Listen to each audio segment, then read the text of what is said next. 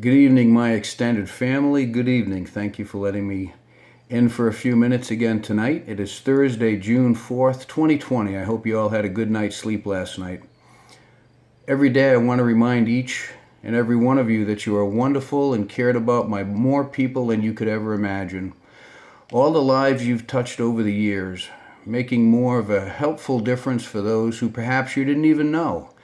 Some small gesture, maybe, of holding a door, saying a kind word, helping someone shovel out their car after a snowstorm, or showing patience to someone who thought they were being helpful, but they really weren't. But you were patient with them, and you let them think that they were being helpful. Maybe a child who was struggling to understand something, and you took the time to help them get it. The world wouldn't be the same without you. And keep in mind that there were people who came before us, those who have extended their kindness to us throughout the years as we were growing up. And now it's our turn. Where would we be without them? No matter what people may say, we didn't get here on our own. All right, let's get ready to travel. The evening broadcast comes from a different state every night, and tonight is no different. So I need you to use your little kid imagination. I know I got mine on. Tonight, the evening broadcast is coming from a state that was the birthplace of the sweet drink Kool-Aid back in 1927. The biggest indoor rainforest is here at the Henry Dooley Zoo. There is one lighthouse here, but no ocean. A lighthouse, but no ocean. It stands alongside of the road, and the state's name actually means flat road. So there's a lighthouse that was built on the side of a flat road with no ocean. Arbor Day, a national holiday to recognize the importance of trees, started in this state back in 1872.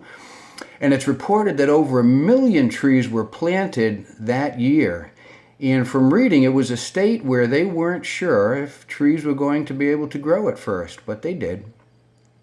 The fossils of a Columbian mammoth were discovered here in 1922. This is the largest mammoth fossil anywhere in the world on display. All right, time for some funny laws. Many years ago, it was illegal to sell donut holes in this state. You could sell donuts, but not the holes.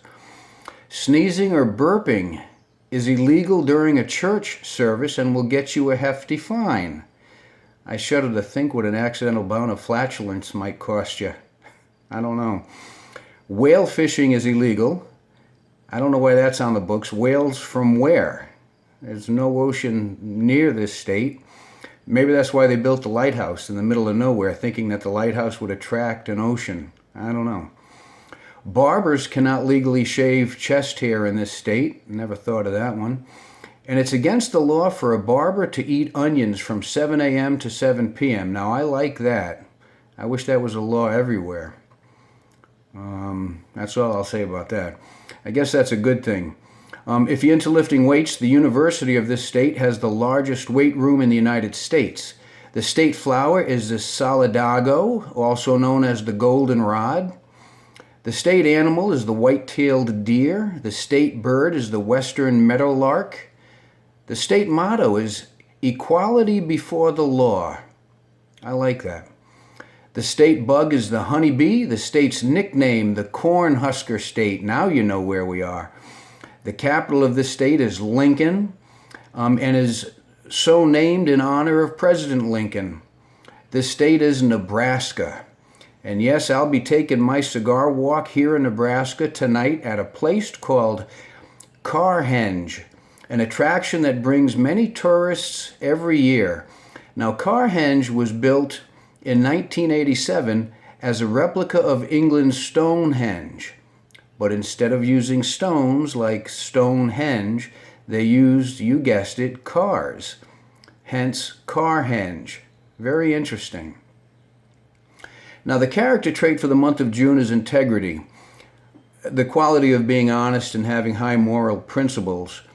I'm not going to talk much about that, but it segues into the word of the day. The word of the day today is cornerstone. Now, we all know that the cornerstone is the first laid stone of a building, and all the other stones are laid in reference to how that cornerstone was laid, orchestrating each building's direction. Very important. It sets the direction of the entire structure. Whether we know it or not, we all have our own personal cornerstone that directs how we act with each other. The difference between a building's cornerstone and our own personal cornerstone is that we can reposition our cornerstone if needed. Anytime during our lives, we can reposition our cornerstone, our direction. We all have issues, we're all broken, but we're all strong enough to overcome our issues and strong enough to help others with their issues if we position our cornerstone in that direction. As a team, as good members of our society, we can overcome any obstacles we find in our way. Together we are invincible. Years ago, it seemed for the most part that there was a common cornerstone direction, if you will, that most of society had. Sure, we all had our differences, but things like decency, honesty, fairness, protecting the vulnerable, taking care of the sick, feeding the poor, was something we all did as a society. Churches were filled with families, and God was mentioned everywhere. And I have to say that we were better off for it. We have to move in that direction again. We have to stop letting someone's negative make us forget our positive. And if you find it hard to be positive, well, I say welcome to the club. All of us find it hard to be positive at times. All of us. That's life. But again, you're not alone. We are all in this together. When we do well, it's because we choose to do well. And when we do well as a society, it's because we choose to do well as a society. Everybody is carrying their own personal load. I like to say if you can't or if you choose not to help somebody carry their load, we have to know that we have no right to make their load any heavier. And why would we want to make anybody's life tougher than it already is? We wouldn't. All right, back to the lighter side of things. Today is National Hug Your Cat Day. I tried. I got scratched. I guess Miss Fluffy didn't know what day it was. Maybe she was expecting a card or some chocolates. I don't know. Anyway, until we meet again, let's all have a blessed, peaceful night, and let's be kind to one another. You truly are quite special. Again, the world would not be the same without you. The world, and especially the people right around you, need you and love you, and that's a good thing. So good night, and may God bless.